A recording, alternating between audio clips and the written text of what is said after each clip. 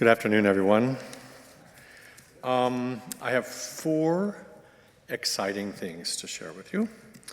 The first one, I didn't quite see this is a little bit of a pun, and I'll give you credit if you can figure it out. I didn't see that the first exciting thing to share with you is actually an exiting thing. Because it is a concert, it is my job to inform you that we have exits here, here, and at the back in case something exciting happens during the afternoon.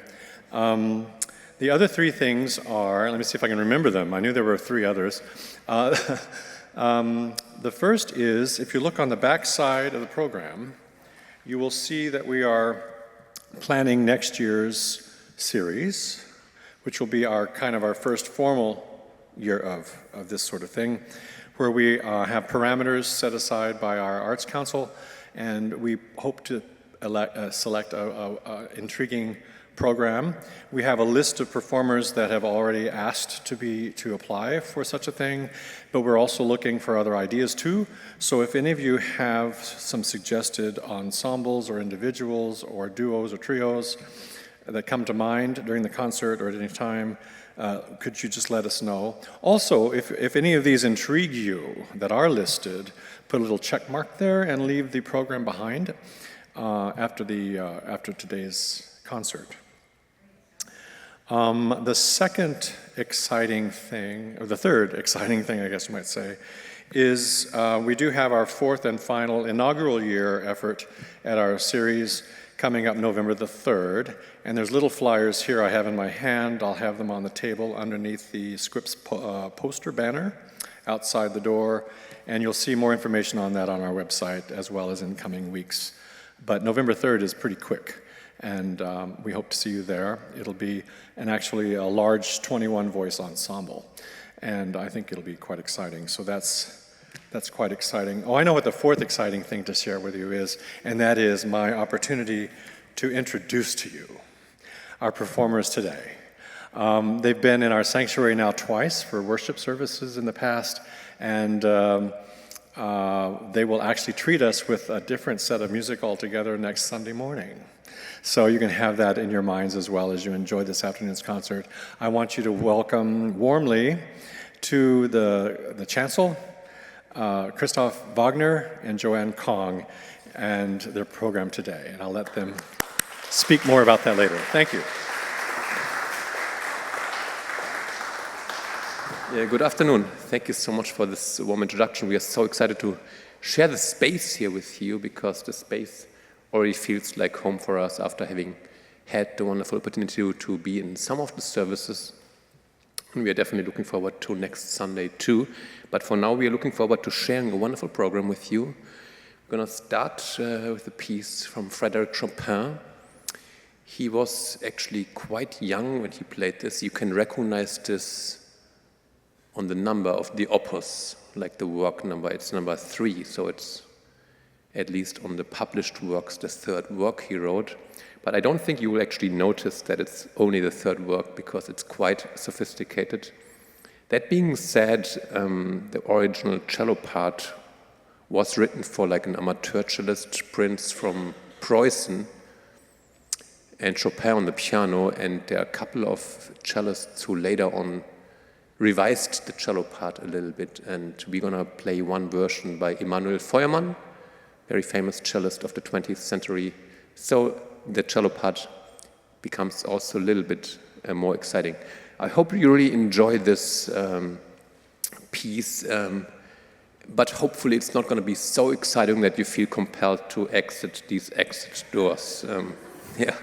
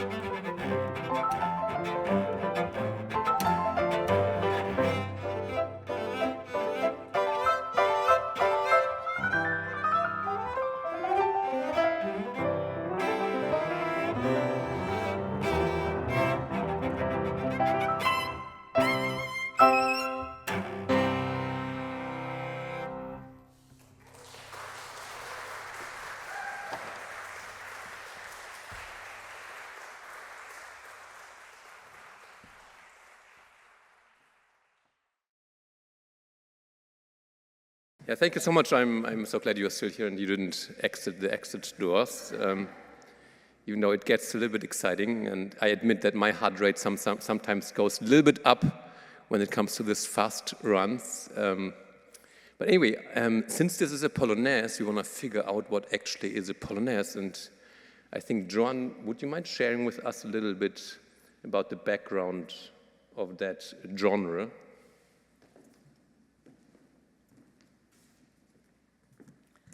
So we're so glad to be here this afternoon. And as a pianist, of course, I grew up playing so many of Chopin's works. And the thing that I always loved about playing his music is I could just kind of let my feelings express themselves. And Chopin is just known for having such a sense of, communicating human feeling and what you're feeling on the inside. In fact, one time Chopin said that, "A long time ago, I decided that my universe will be the soul and heart of man."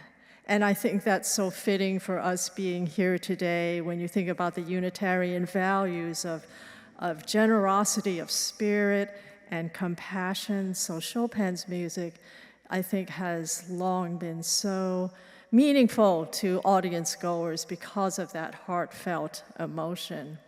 So the next piece we're going to play on the program, I believe, is the Martinů, correct? Okay, so these are a wonderful set of variations based on a Slovakian theme. You'll hear a very soulful theme followed by 5 short variations. And this is a 20th century work, but it's a great example of how composers will incorporate their cultural heritage into classical music. And it's just a wonderful mix. He uses his unique harmonies and little rhythmic quirks and, very colorful writing. And I think you're really going to enjoy these variations on a Slovakian theme by Martinů.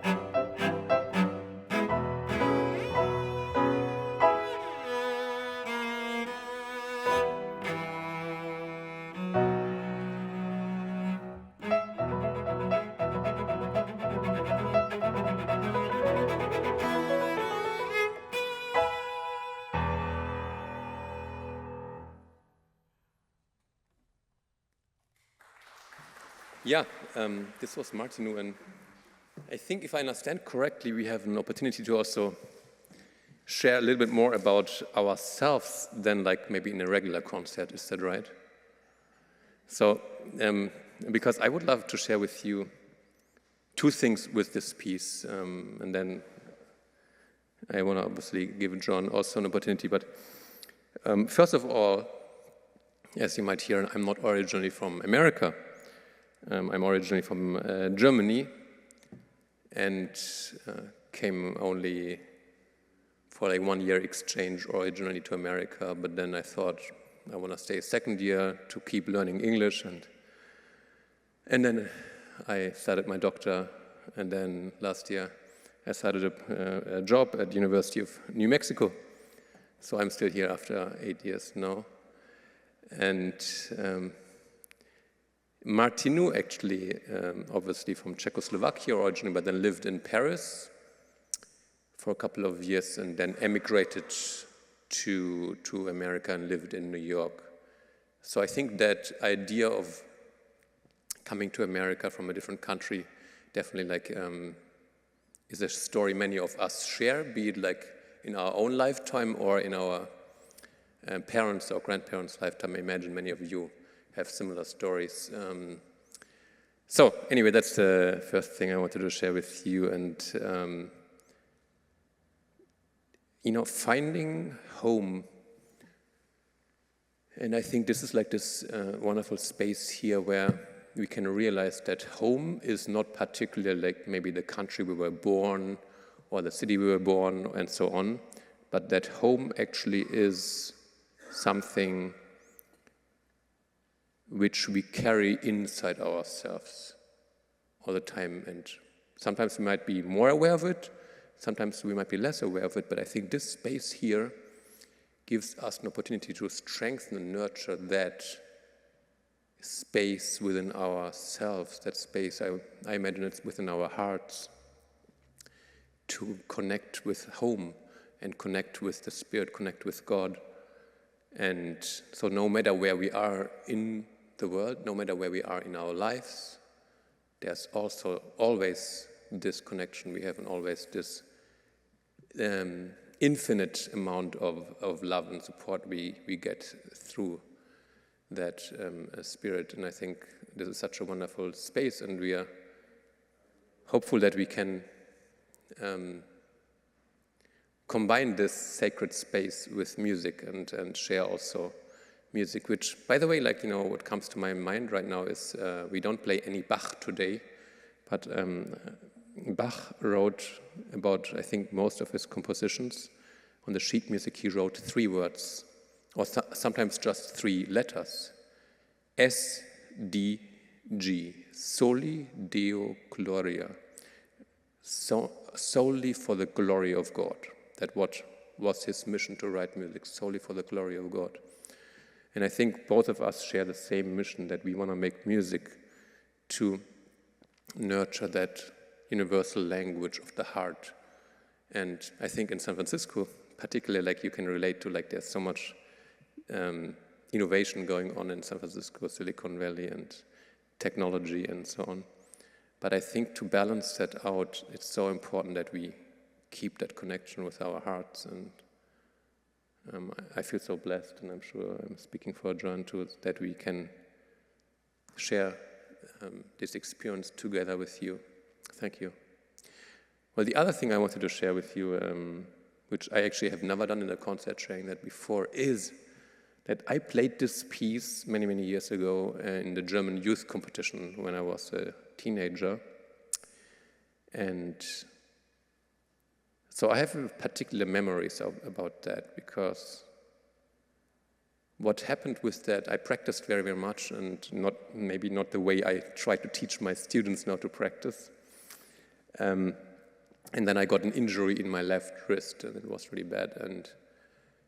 And so this experience with this competition and this piece has, for some reason, still like this memory. Okay, I got injured, and then it was not necessarily the best experience of my life, and so on. But what that also brought me to, and this is like where I try to finish the circle. You know, with that wrist injury, I couldn't play the cello for quite a long time, and went to many doctors. And eventually, what actually helped the most was when I started a meditation practice. So eventually, I started a meditation practice. And then the side effect of it was just, I guess, like a stress reduction, more mindfulness. And so my body was able to actually recover from that injury. And I'm so grateful that I can play without pain now, because I remember back then, the only thing I was dreaming about was that I can play without pain, the cello again. And so I'm grateful that that is the case again. And I think there's a saying from someone like, you know, the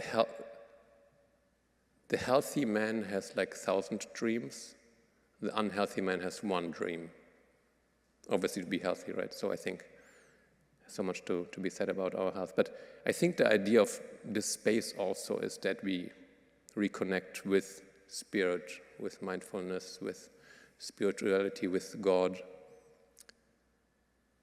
Is so similar to like that story, like I started a meditation practice and was able to eventually be granted healing from that injury. And so this is very powerful that I can, for the first time, I'm playing this piece now again after all these years. And thank you for giving me the opportunity to share the music, but also share that story. The next piece is actually I never played before. It's the very first time we are playing this. And Johan, do you want to share maybe your connection with Brahms about that a little bit? Because I think we're going to do Brahms first and then, yeah.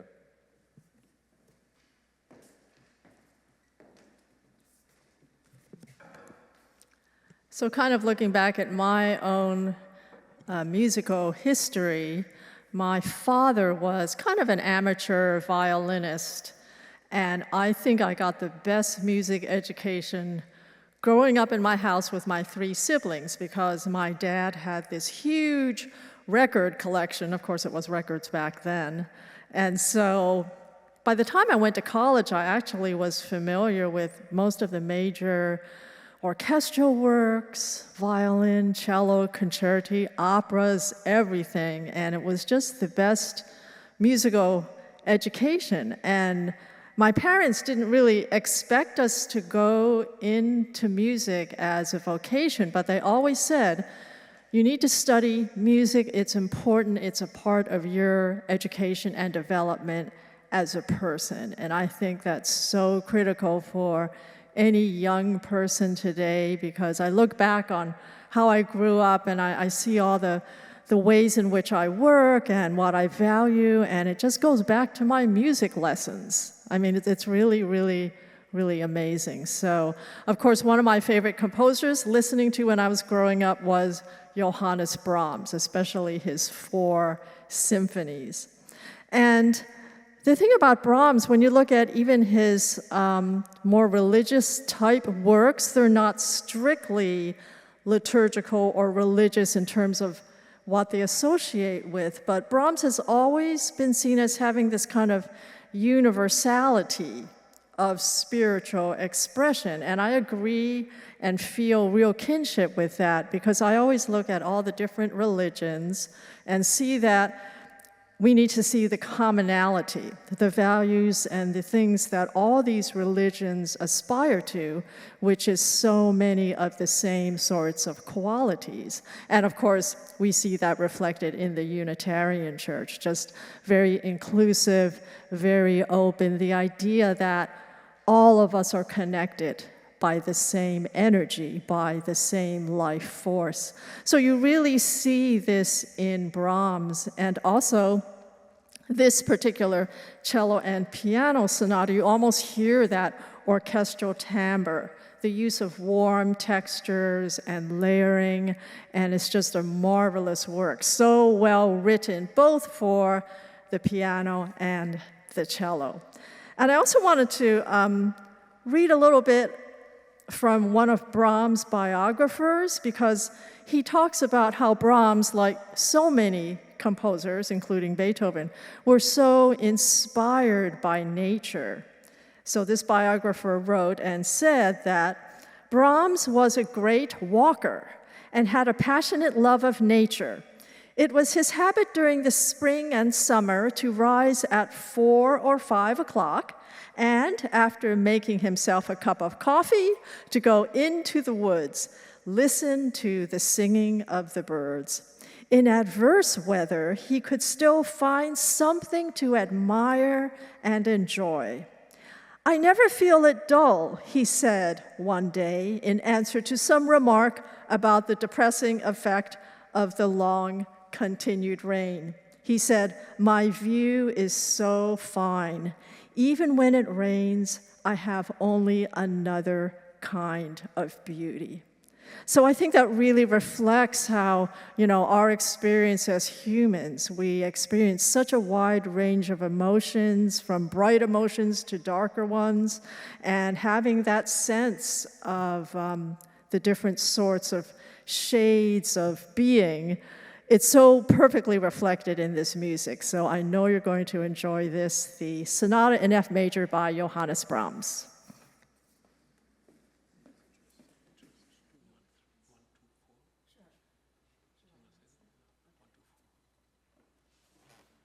And we are going to perform movements 1, 2, and 4.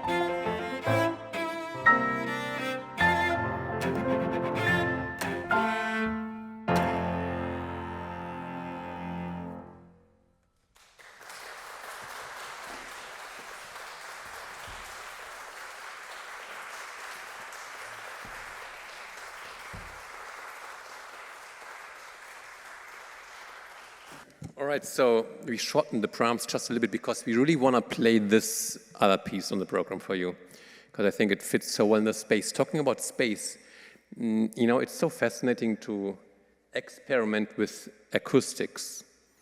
And I think this space is so conducive to experiment. And I think in many instances we actually played very different tempi compared to another space, because it's very live here. So it allows us to actually sometimes wait much longer to basically speak to the room.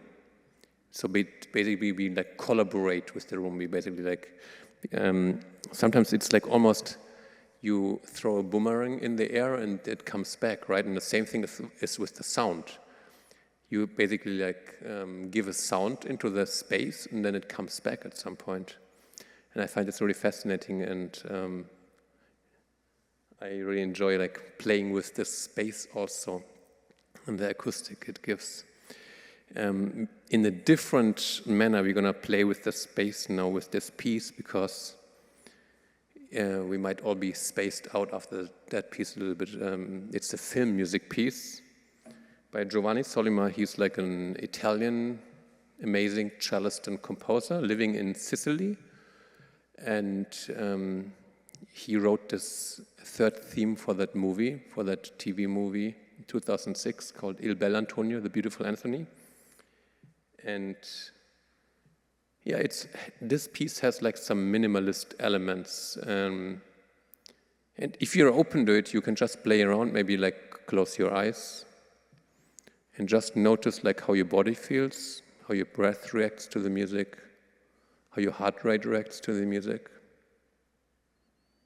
Yeah, like, you know, it's this very safe space here, so we all can experiment with that. And I think the last thing we maybe want to say, that for us, we don't feel that we play and you listen. For us, our mission is to be servants of the music. And together with you, we actually can create this experience of music. It wouldn't be the same without you. So it's not like, you know, we are active and you're passive. No, we are all like part of this experience. And with this, that being said, we would like to invite you to experience this following piece by Giovanni Sollima, Il Bel Antonio, together with us. Thank you.